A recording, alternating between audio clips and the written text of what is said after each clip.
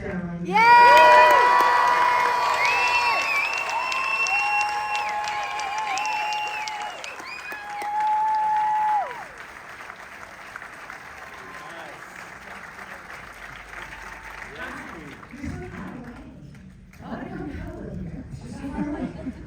Hi, thank you so much for being here. This crazy time where every night is a new Q&A. Hi. Thank you all.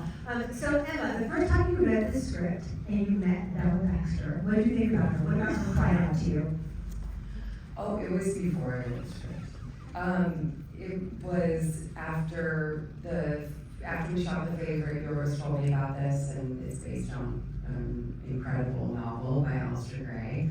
And so I met Bella Baxter earlier, and then about 2 years later I read the script. And everything about her from the beginning of hearing about the character and what she's experiencing and how it's all, it's just really echoey. It's like hearing your voice on a voicemail. That's what I sound like. Shit. Very echoey. It was just everything about her. The idea that you could start anew and experience everything for the first time and, go really far in one direction and then decide that you are done with that and move on and teach yourself all of this, especially as a woman. It was really inspiring to me. As a producer, why was it important to you to tell this story?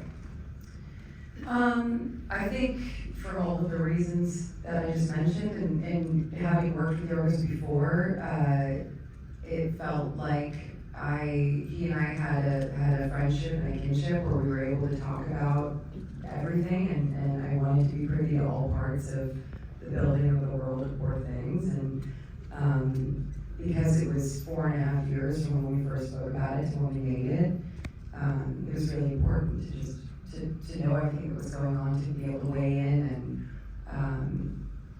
be a voice for it. And so I guess all the reasons I just mentioned. And I understand that you and Yorgos, it is echoey, right? You and Yorgos approached Mark about playing this role. What was it about Mark that told you he could do this, he'd be perfect for this role? Mark, what is it about you? What would you say are your qualities that make sense for this role?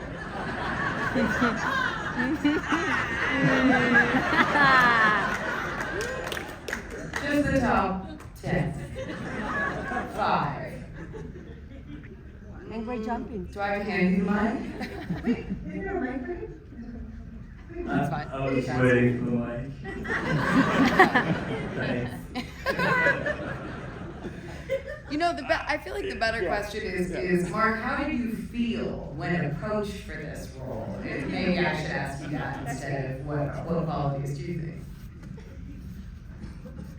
Sorry for hijacking. Yeah, that's perfect. I just want to know. I think you got the wrong guy. That was the first thing that came to my mind. Shouldn't I be reading for Max? I really didn't see myself in this part. To be totally honest. And I said that to Yorgos, and then he said, "You're him." And that was the end of that discussion. Pretty much. Yeah. Do you remember it like that? I don't remember the that might have been a one-on-one.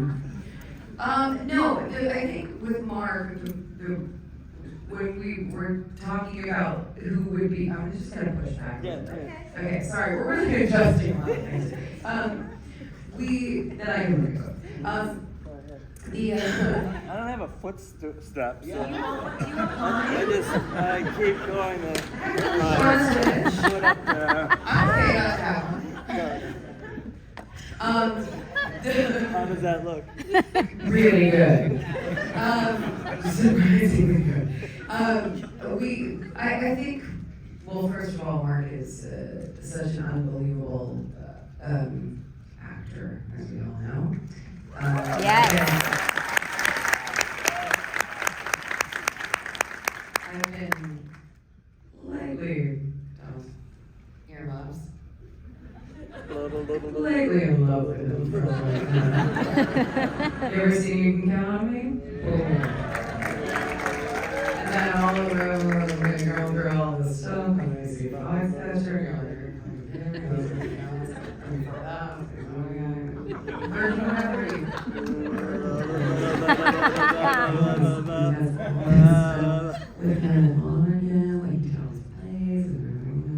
he's incredible.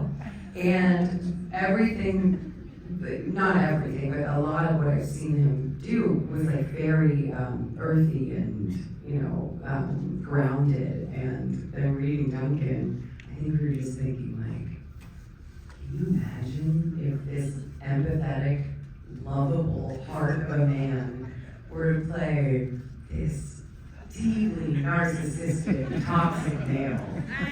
And he was like constantly, going through all of this, and how layered and complicated that would make the character because you just love him even though he's such a buffoon. And Mark was like, that's a bad idea.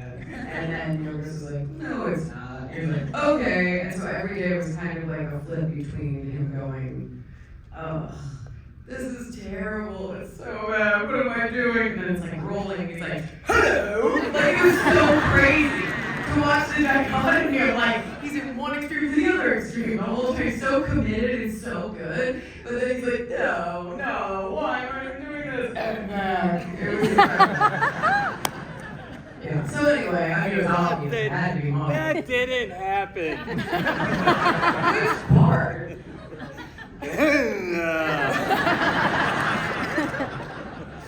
It's all based on a true story. That's the whole changing part, right? The back and forth, that's really cool.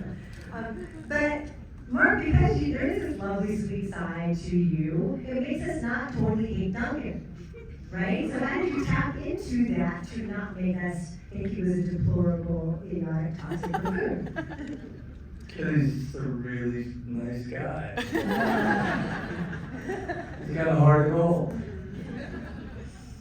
Honestly, I don't know what I did.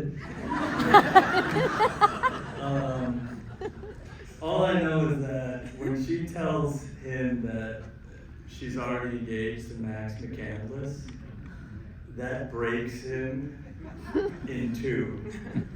And he just never really recovers that. It's just straight down after that. And that was just a total accident that we came to know what that was gonna be, because we never talked about the part. We never talked about the script. Right? Yeah. I mean, you did, I didn't. And if I tried, you're just like, no.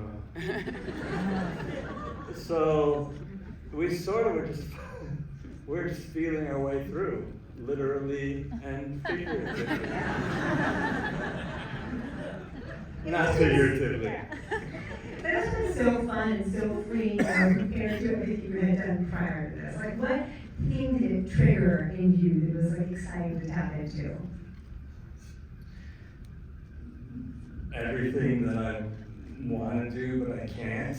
I mean, it's just a kind of just reckless, disastrous, pulling the ship as close as you can to the reef without actually wrecking it on the reef. But just being as kind of self-destructive as I possibly could as an actor, and destroy anyone's thought of what Ruffalo was before, was the motivating and animating factor behind the whole thing. That's exciting. It was a blast.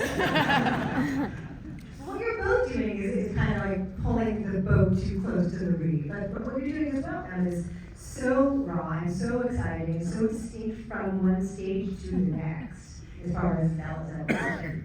So what was the most challenging of all of those stages for you? The beginning. The the beginning was the most challenging. I think having sat with the idea of the character for so long, having talked about all the aspects for so long, and then actually starting day one, I think how many people in this audience are actors? Okay. All right. You know, at the beginning of something, when it's like the first day of school and then you're gonna start and you're like, okay, great, like I'm psyched up, and then you actually start and you're like, that's what I meant to do. But, you know, there's just this idea in your head, and then when you actually have to externalize it, at least for me, maybe everyone raise their hands has never felt this way, and I salute you if you haven't. But I think like the first couple days or week of doing something, playing a part, it's excruciating no matter what, because you're just getting your sea legs, and it's just never going to match up to what you have in your mind. And then you have to be in a state of constant acceptance that that you're still human and you're not a robot and you can't do it perfectly, and that's the good thing about being an actor, is there is no perfect. Yeah. It's cool that we're not Olympians and you can't measure it. Thank God. Even though they keep acting like you can measure this, or you can like say one person is do better at it than another, which is just impossible because everyone's so specific and different, and another person would play this part totally differently and probably way better, but what's better? I don't know. Anyway, this is the meltdown I've been having on a nightly basis.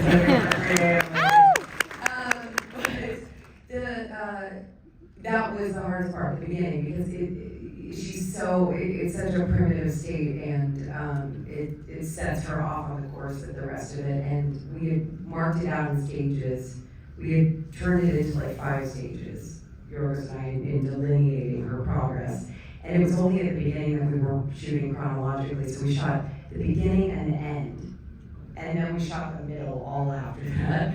So it was like, all right, let's figure out where she starts and where she ends up, and then we're gonna figure out the middle as we go. And I think, yeah, I kind of tortured myself for that first part of it. Those are extremes. Yeah. Absolutely, because she's so primitive at the start and so incredibly eloquent by the end. Yeah. So was it just whiplash for you to have to make that giant shift and not do it gradually? Kind of. I mean, we had worked on it, we rehearsed it, we had sort of figured out how she walks, how she talks, what the dialogue was with Tony, and working out all of that, and the script was so beautifully written that it was like, you could figure out the way her speech is evolving, but her, I don't know, internal sort of stuff, that was an interesting thing to jump between those two without knowing them yet, in actual practice. And Duncan involves too. You know? Duncan devolves. No offense. Yes. But it's fascinating. I know the second time I watched it, like he begins to adopt her language, right? He's so swaggering and so confident, so sure of himself, and then he's like needy about the furious jumping, right? And then that's fascinating to me how that dynamic shifts. Can you talk about that a little bit? Yeah, you know, everything about Duncan is kind of this projection or some manufactured idea of what he thinks a man should be, or I'm free and I'm in a free love and I'm, you know, these petty bourgeois. He sees them as this libertarian, but what he really is just a super conventional, totally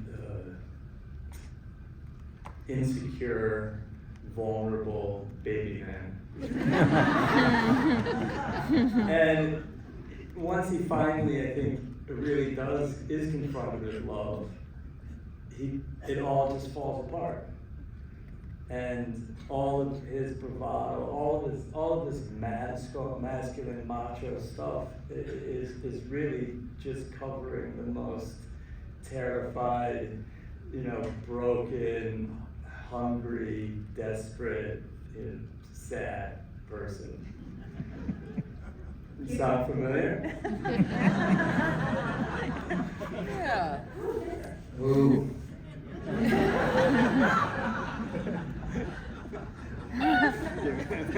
Never mind. Let's talk about the dance scene. So fun. It's a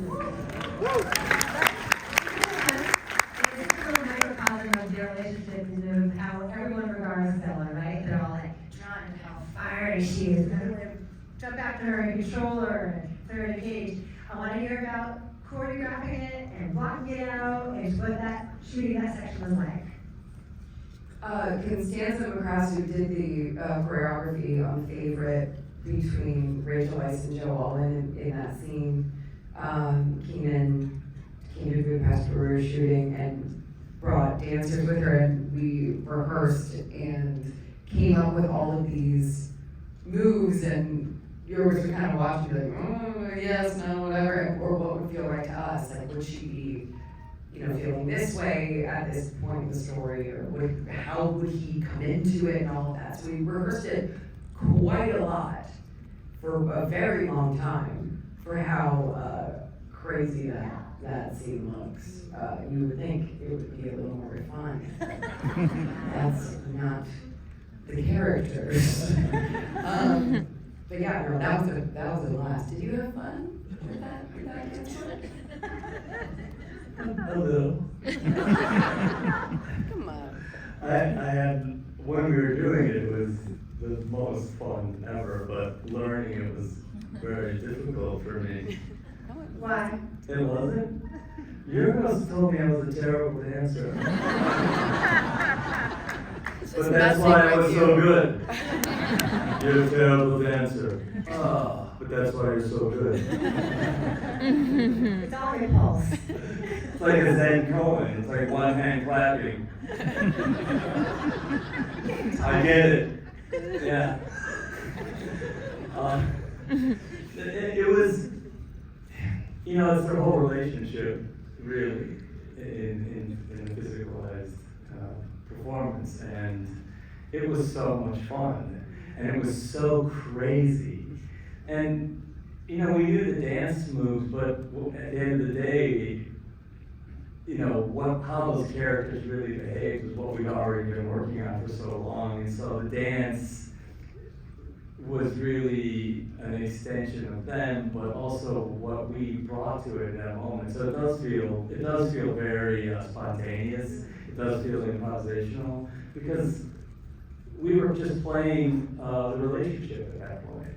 We weren't really thinking about the dance anymore. We were just playing the relationships, and then it devolves into this fight. We didn't know what that fight was going to be. It's like you jump on him and you get on that guy, and then you guys will end up here, and then a bunch of background people are going to run in and try to pull you away, and then at some point you guys got to run off, you know, and that was basically how we blocked that scene. And it was just chaos. And it was a wide shot. We did it in one take, and it's like, we probably did it twice. Well, no. No, I was just gonna say, there's one point where Robbie, remember, he said, because yours doesn't shot list, yours and Robbie, Ryan, RTP, they don't shot list. So like at the beginning of the day, they're sort of like, all right, maybe we'll go here, and then we'll figure this out from here, which is kind of amazing for how visual and how, you know, composed everything is that they don't shot list. So at one point, Gervis is like, all right, Robbie, let's just get in there, like with a handheld, but it's a fisheye handheld. And then I kicked Robbie, and they kept it in the movie. I remember. When I got on the guy's back, Robbie's like, ooh, here we go, you know, and I was like, boom, accidentally kicked Robbie, and they're like, let's keep it in. So it was more than one shot, and I did accidentally kick the camera.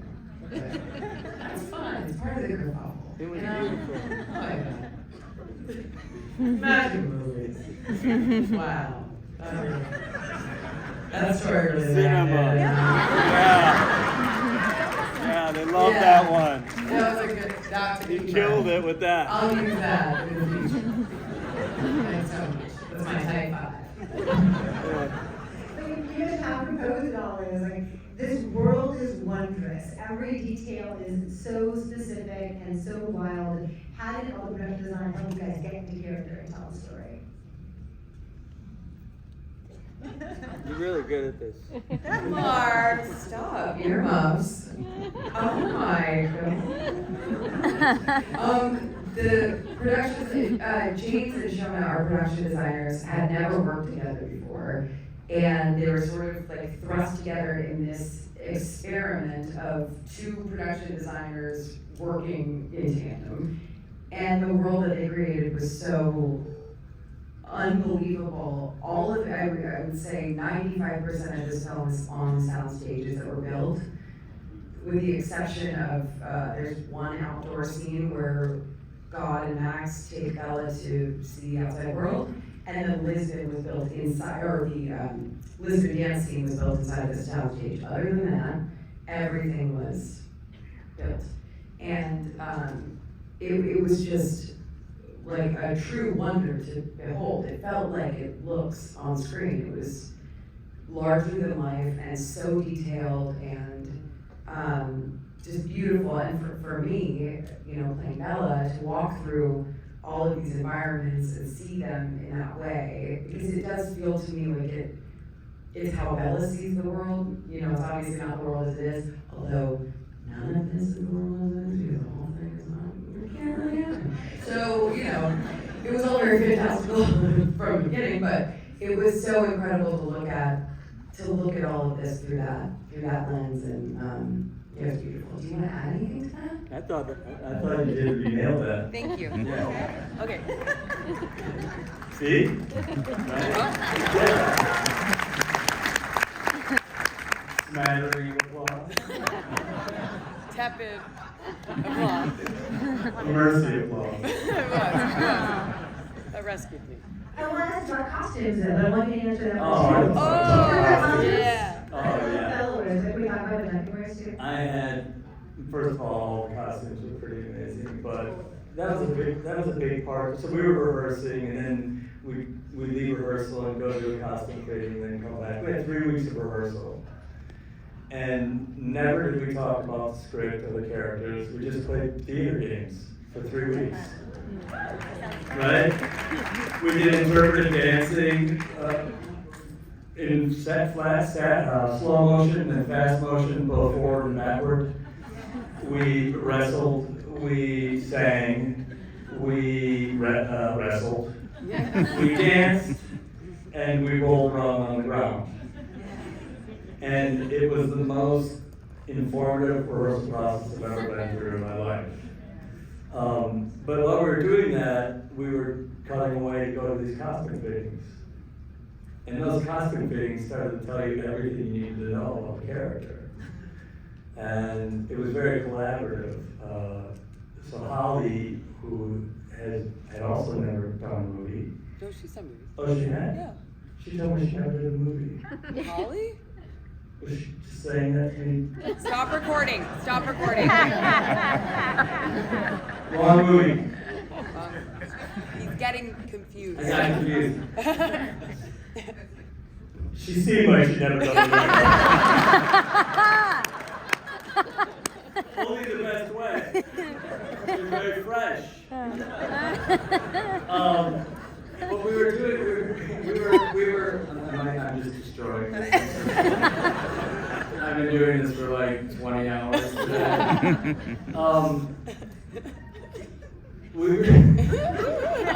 Oh no. Keep going. There, you can start recording again. Thank you. These costumes were sort of telling you everything, and they were so beautiful, and we were able to collaborate during the whole thing. So at some point, it's like, I think I want to wear a corset. Do you want to wear a corset? Great. We'll get you a corset. Do you want to wear it? I want to wear it all the time. I think whenever he takes his clothes off, you should see his corset. Hell yeah. He cares about his figure. And then when I go, how about some butt pads too?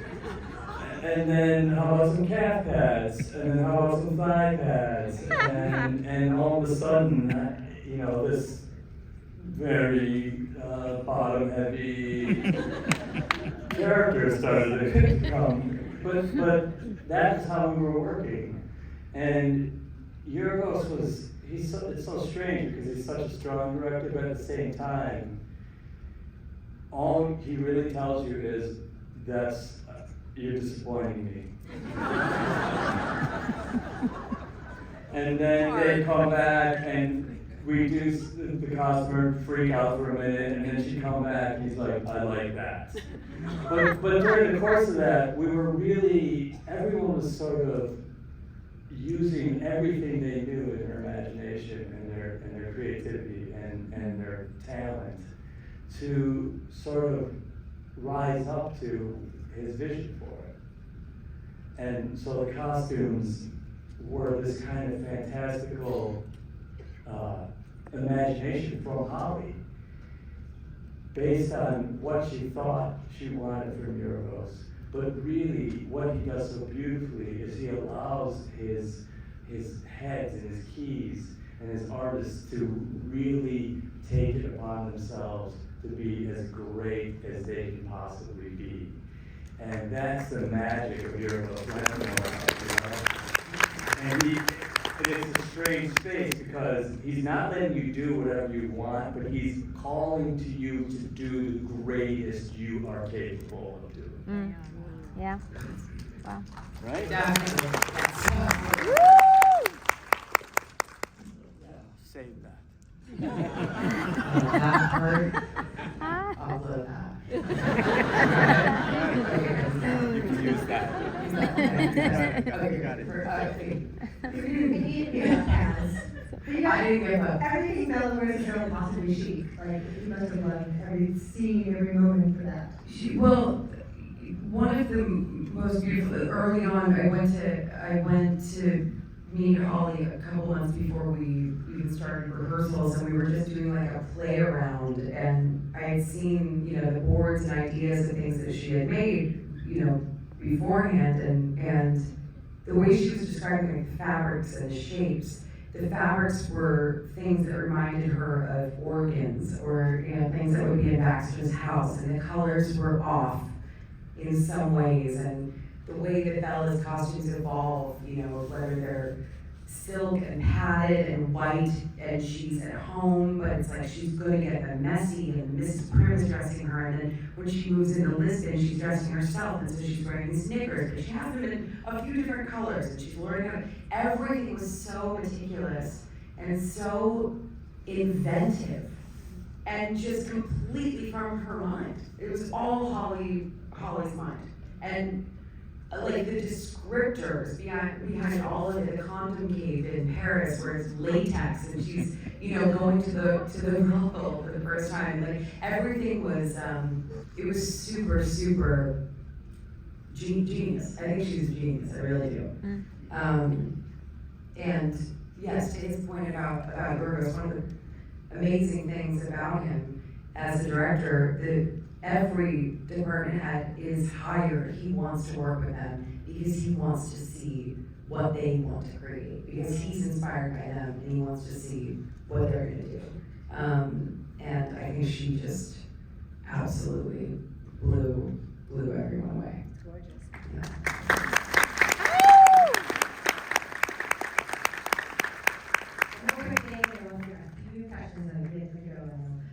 What was the most fun day on set? The dance was pretty fun, even though we were exhausted, because we did it, 2 days, and we did it like 150,000 times, I think. Yeah. 151,000 times. But that was really, really fun. That was fun. What about you? That was a blast. I thought that whole sequence where you come in and you give them the money away. Oh yeah, that's true. And then I try to throw her overboard. The shit. The shit stuff was pretty fun. Yeah. Throwing her overboard. I had 105 fever. It was not 105, Mark. It was like felt 99. Okay. Mark had a I fever. can't tell any of my own stories.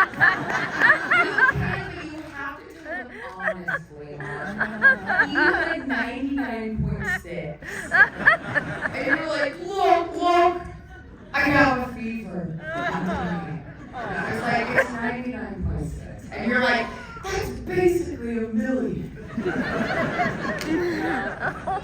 Mark, was it 99.6? It was 99.8. Okay, I'll give it to her. But I was dying. Anyway, I was sick. I was miserable. 105. You have to go to the hospital for that. 102. No, 99.6. 99.7. Anyway, I was a real pro. That was the one year ago said came up to me at the end of that day said, "I'm proud of you." And one little tear broke. And I hugged him. And he's like, "No, go home and go to sleep." I administered your hallucination from your 110 degree. That's heartbreakable. We have time for like 3 questions. Let's do our hair. I'm going as Bella for Halloween now, by the way. More specifically, the physicality for both of you. How did you prepare? Because, you know, in the beginning, her development of being a toddler, how did you get into that, and how did you prepare? And even for yourself, Mark, something that could be so broad and big was so specific and honest. How did you guys find that? For me, the toddler thing, I tried to, you know, like watch some videos of toddlers walking, and we very quickly realized that was not the move. She's gaining 25 words a day, her hair is growing an inch every 2 days. She's not a toddler. It's a metaphor, we realized very quickly. So it was much more staccato and kind of wind-up doll than child that we were thinking, and so as we were working out the physicality, it was that. It was sort of like, you know, trying different ways of walking on my feet or different movements, and then the way that evolves, and it was really just discovering a lot as we went to what felt kind of, you know, hopefully more original and less, you know, literal. Yeah, so it was just a lot of experimentation. Mark. Thank you. So I Your think- fever was 105. I'm sorry. I know he's hurt by it. No, it's just like, how am I gonna go home and answer this? I'm sorry. No, it's good. Like, I think that my favorite acting style is one found a banana peel and the other in a grave. And so for me, it was trying to maintain that kind of splits, and to see how far it could go up physically, and be kind of push the limits, like I was saying, but at the same time, trying to keep one foot on the ground, in the grave, so to speak. And because of that rehearsal process and really getting to explore kind of the physical world, and some of the references that Yorgos was giving me, which were these dance companies, Panya Bosch and Peeping Tom Dance Company is a Belgian dance company, I got an idea of how far I could take that physically, but also just didn't want it to go over the edge, but wanted to see how far I could. And it goes over the edge in some places, but you know, we pull it back, you know, relatively quickly. So yeah, that was the plan. Anyway.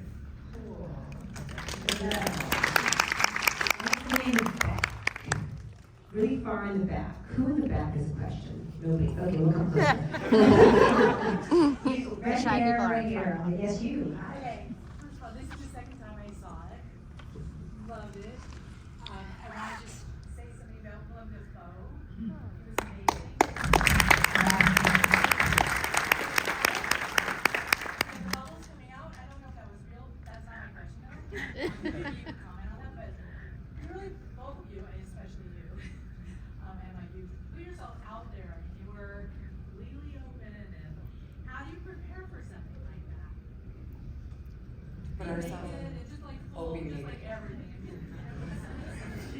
Being naked is easy to prepare for because you just take off all of it.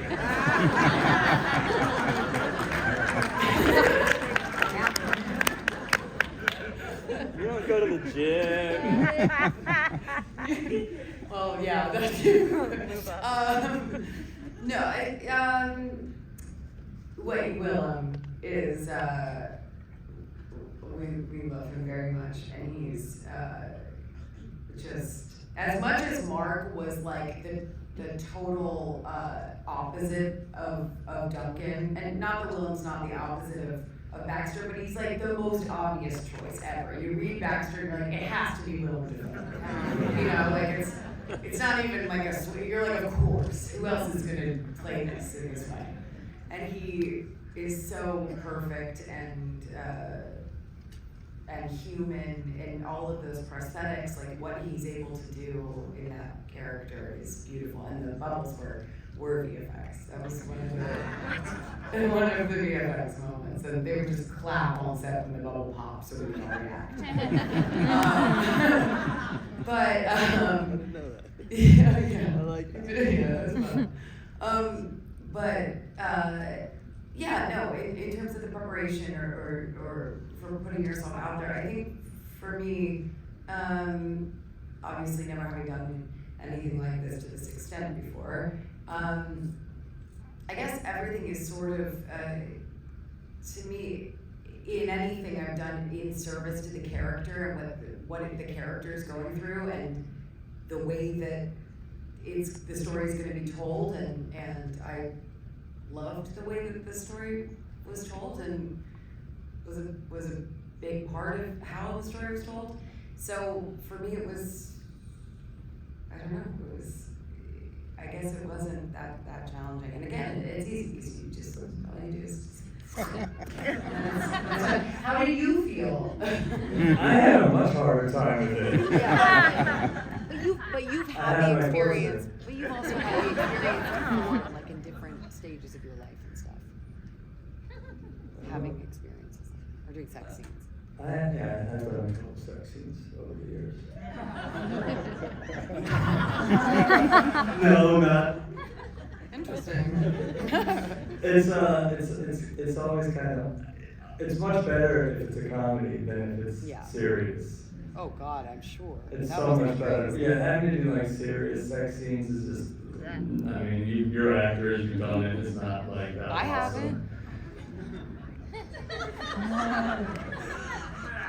Maybe you should ask yourself why.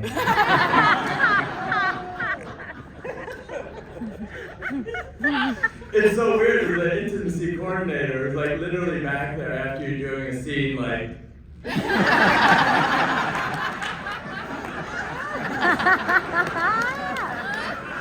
Like totally getting me too'd by the intimacy coordinator. And I was like, okay, that's not done. She was amazing. But yes, it is. Yeah. Let's do one more. great. Let's do one more. In the brown sweater right here in class. Yes, you. I noticed that there's a lot of names in the movie, and I picked up on a lot, and I noticed that you sort of talked about it a bit, but I was just wondering what's like the main thing that you want people to take away when they watch this movie? That is a very good question, and one that unfortunately I do not have an answer to personally because, well, a couple things. There are a ton of themes in this movie. Oh, sorry, she was saying that there are a lot of themes in this movie. Tell me if I'm misrepeating this. There are a lot of themes in this movie, and she picked up on multiple, but was wondering what we wanted the audience, or we individually, or as a collective, wanted the audience to take away as like a major theme of this film.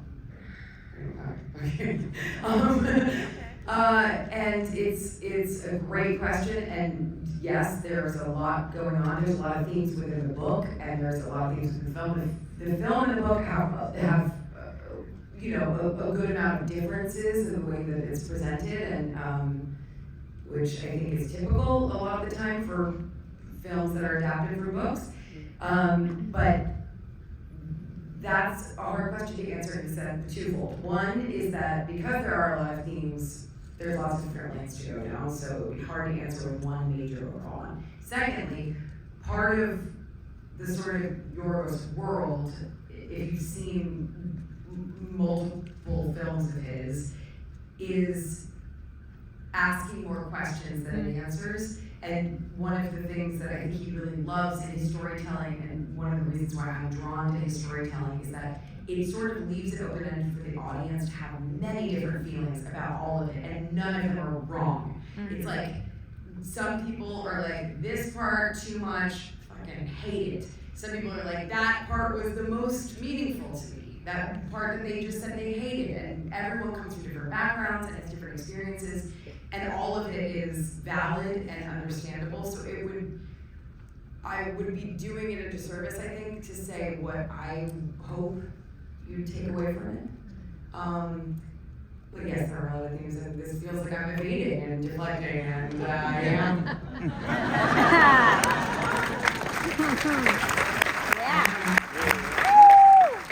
You did that really well.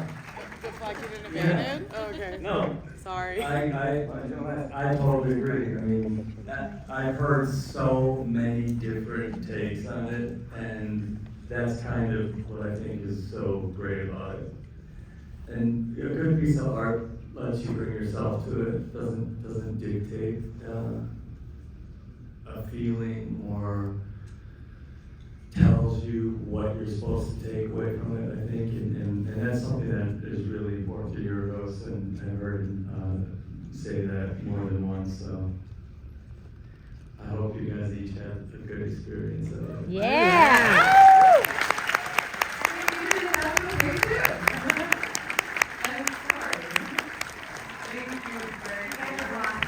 Mark, can we take a picture?